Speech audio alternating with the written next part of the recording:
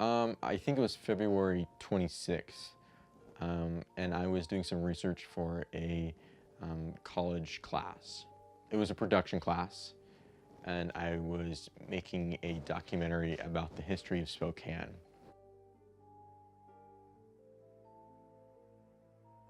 I knew that my great-grandfather and my great-great-grandfather, who were Charles A. Libby Jr. and Sr., owned Libby and Son Photography, and they're sort of historical photographers in Spokane. Luckily, my grandma is the daughter of Libby Jr. So I went and asked her, I'm like, hey, do you have any of Grandpa's old negatives? Do you have any of his photographs? Do you have any information that they might have done or anything?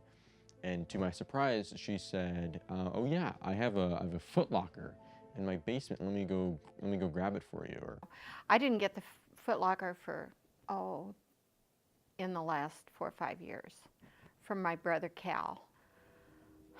He said to me one day, "Oh, and by the way, in addition to all those other boxes of photos that I brought over to you, I also have a Foot Locker that Dad had in the war, and it has his name on it and everything, and it's full of photographs and other photography things. And so, can I give it to you?" So I said, "Sure, bring it over." So he brought it over.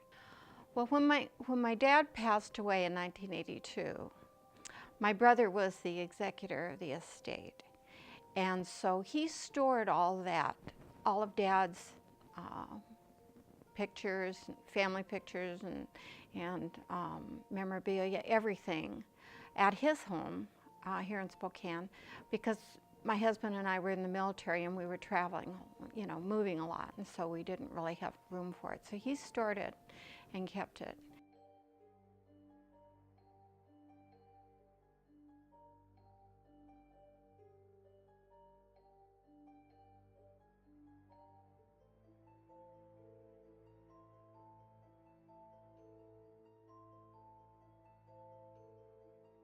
so she shows me where it's at, and I bring it upstairs and sit next to the kitchen table, and I start the long process of going through all the photographs and all the paperwork and all the negatives that's in this Foot Locker.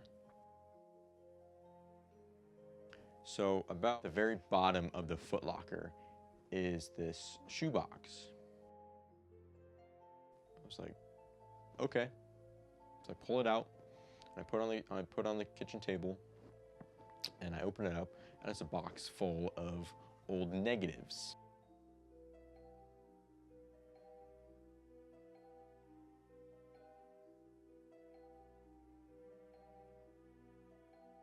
And so I'm going through them, and I'm holding it up to the light. I'm like, oh, that's pretty cool. That's Grandpa in Alaska. And I hold up another negative, and going through all these negatives, and I get about halfway through the stack, and there's these two glass negatives, and so it puzzled me. And I had taken a few photography classes here and there, so I knew that glass negatives were a little rare. So I hold them up to the light, and what's on it like puzzles me. It shocks me a little bit. I was like, oh, that's pretty cool. It's a plane in the sky. And so I hold up this other negative, and I'm just blown away about everything.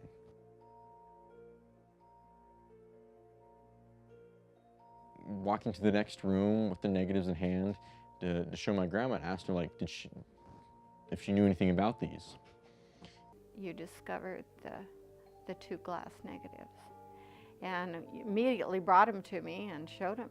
I was really amazed, because I didn't know they were in there, and it was exciting enough to have two glass negatives, because I don't remember ever seeing any glass negatives except maybe at the museum sometime.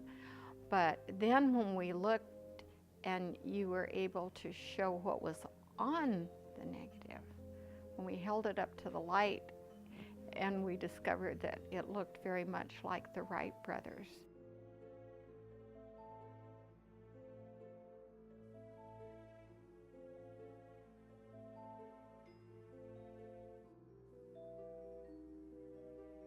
I opened it and looked through cursorily, to see what was there. Noticed a box of negatives, but didn't go through them. And some other photographs, some family, but mostly military, that was in there. No, I don't recall him talking about that at all. I mean, it was sort of understood that he probably had, personal things, but he never mentioned them to me. And so it wasn't, like I said, until after he passed that we came across, realized the full extent of what he had. For the last 7 years, until I pull it out and find these negatives. So no one knew that we had that we owned these negatives. And so here comes the mystery of who took them and why were they taken and where were they taken, and were they taken by the Libbies themselves, or were they taken by another photographer? Were they taken by the Wright brothers? Where all of these questions needed to be answered. So then started this long research process of answering all those questions that we had initially. And so I type up in Google, I'm like, Wright brothers glass negatives. The first thing that pops up is the Library of Congress.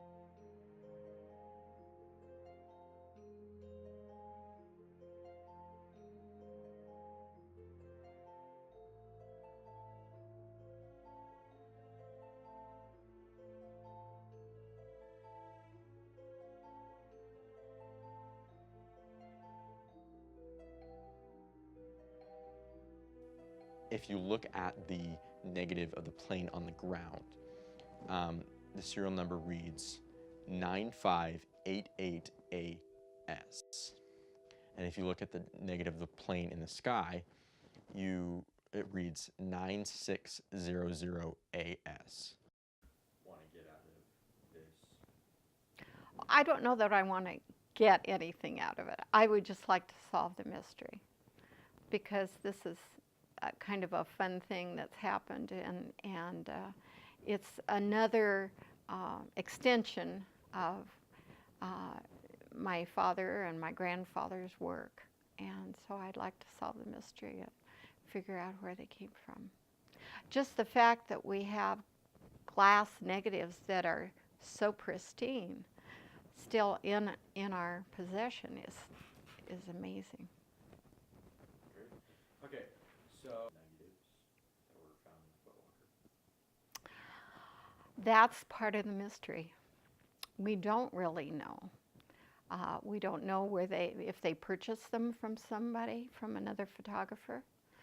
I know we were speaking with one of the archivists at the library, at the Mac Museum, and she said that often photographers would buy photographs from each other or share photographs from each other.